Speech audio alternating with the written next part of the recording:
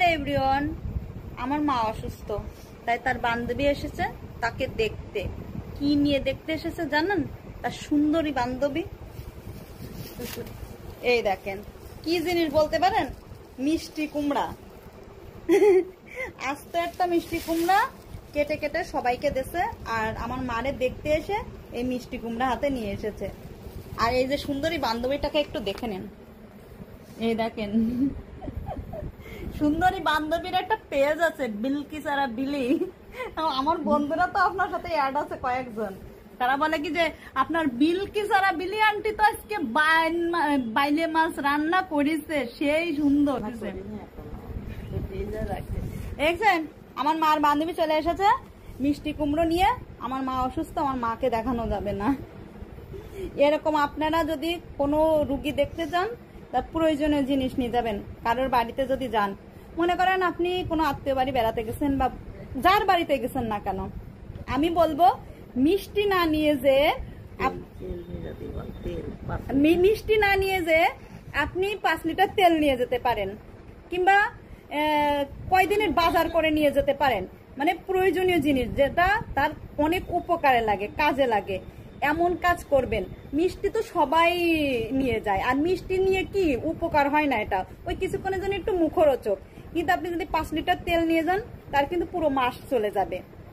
যদি মানে তার একটা প্রয়োজনীয় জিনিস, মানে রান্নার জিনিস বা চাউল নিয়ে যেতে পারেন, কিংবা তরি তরকারি নিয়ে যেতে পারেন। হ্যাঁ, এরকম করলে সেটা উপকার হবে। কোনো আত্মীয়র বাড়িতে গেলে মিষ্টির বদলে যদি এই জিনিসগুলো নিয়ে যাওয়া হয়, তাহলে সে অনেক খুশি হবে, আর তারও উপকার হবে, মনের থেকেও ভালো লাগবে। তাই বন্ধুদের বলবো যে কোনো আত্মীয় স্বজনের বাড়ি গেলে প্রয়োজনীয় জিনিস নিয়ে যাবেন। যেরকম আমার আন্টি মিষ্টি কুমড়াটা নিয়ে এসেছে। আমি কিন্তু এখন বাজারে যাচ্ছিলাম তরকারি কিনতে, আন্টি নিয়ে এসেছে, আমার এখন আর তরকারি কিনতে যাওয়া লাগছে না। তাহলে অনেক উপকার হলো, বলেন বন্ধুরা? এখন বুদ্ধি আছে সুন্দরী বান্ধবী।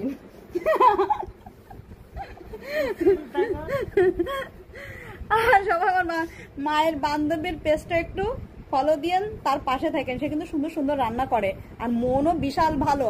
সে কিন্তু রান্না করে মানুষদের খাওয়ায়, বিশাল খাওয়ায়, প্রচুর খাওয়ায়। সত্যি মনটা বিশাল ভালো। বন্ধুরা, আমার মায়ের বান্ধবী এসেছে, বুঝলেন? মা অসুস্থ। আমার মা শুধু কয় কি, আপনি রান্না করেন? তা মা কয় কি, তুই জন হনে লোভ দিবি নি রান্নার। আমি কই কি আল্লাহ, তা আমি ভালো মন্দ কব না যে দেখতে সুন্দর হয়েছে, স্বাদ। বন্ধুরা, আমরা খোশ গল্প করতেছি, কিছু মনে করেন না। আমি একটা কথা কই, ওই যে আপনি রান্না করেন, রান্নাটা সুন্দর হয়েছে, আমি ভিডিওটা দেখে একটা সুন্দর কমেন্ট তো করবো না? এ তো যার কিছু দেখি না কেন, সেটা একটা সুন্দর একটা কমেন্ট করি, যে ভিডিওটা দেখে সম্পূর্ণ দেখে একটা সুন্দর কমেন্ট করতে হবে। তা আমি দেখেছি, দেখে আমি এখন রান্নাটা সুন্দর হয়েছে, আমি তো অবশ্যই বলবো যে সুন্দর হয়েছে বা মজা হবে খেতে। দেখে মনে হচ্ছে রান্নাটা স্বাদ হবে, এটুকু তো বলবো। আমার মা শুনি সাথে সাথে কবে কি, তুই লোভ দিচ্ছিস নিশ্চিত। ও মনে করবে নাকি যে এবার সে ও মনে করে এবার নিপার জন্য ও রান্নি পাটা এইসব।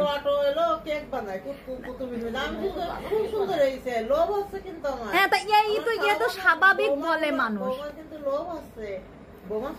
তাইলে এবার বলেন আপনি, ওই যে আমার আন্টিটা দেখাই দিলাম, কিন্তু মা এই যে ঘরের মধ্যে সেরা বেড়া। কিন্তু গল্প করতেছে আমার মা, 12 বছরে বিয়ে হয়েছে, 14 বছরে ছেলে হয়েছে, সেই সব কষ্টের গল্প করতেছে বান্ধবীর সাথে। সেই ছেলে কিন্তু নাই পৃথিবীতে, মারা গেছে আমার ভাই, আমার বড় ভাই। বন্ধুরা, আমার বড় ভাইও নাই, আমার বড় বোনও নাই, শুধু আমি একা আছি। এক সময় কি কইতাম, সাথী যখন বেঁচে ছিল, তা ওই সাথী সারাক্ষণ মারতো, ঝগড়া বাঁধাইতো আমার সাথে। তা আমি কইতাম কি, তোরা 2 জন মরে গেলে আমি বাইসি যাই, আমি একা থাকবো, রাজত্ব করব, আমার কত শান্তি। ওরা মরে যাওয়ার পরে ওরে কষ্ট লাগে, আর তখন মনে হয় কি আমার একটা বোন নেই, আমার একটা ভাই নেই, কি যে কষ্ট। আমি এটা যখন একটা জামা কিনি বা কোনো কিছু কিনি, তখন বলি কি, এটা সাথীরে দিবা না, এটা আমি নিবানে। মানে আগে যখন খুলনায় থাকতাম ওইটা মনে হতো। আর একা একা থাকি, তখন সব থেকে বেশি কষ্ট লাগে। যখন আমার বোন নেই, অন্য মানুষের বোন আছে, যে মনের কথাগুলো তো বোনের সাথে মানুষ শেয়ার করে, কষ্টের কথাগুলো শেয়ার করে, কি ভাই রে ডাকতাম, যে ভাই ভাই করতাম, ভাই আমার এই জিনিসটা দিত, ওই জিনিসটা দিত, সেইটা তো এখন নেই। তাই এখন ভাবি কি একা একা কইতাম যে একা থাকবো, একা রাজত্ব করবো। কিসের রাজত্ব, কিসের কি, কোনো কিছু নেই, রাজত্ব বলতে কিছু নেই। আর এখন তো মনে করেন যে আমারই তো সব দেখতে হয়, আমারই সব করতে হয়, তা রাজত্ব বা কি করব আমি? রাজত্ব বলতে তো কিছুই নেই আমার জীবনে। হ্যাঁ বন্ধুরা, খোশ গল্প করলাম বসে বসে, আপনাদের একটু শোনালাম। ভালো থাকবেন, আমার মাটা অসুস্থ, সবাই আমার মায়ের জন্য একটু দোয়া করবেন।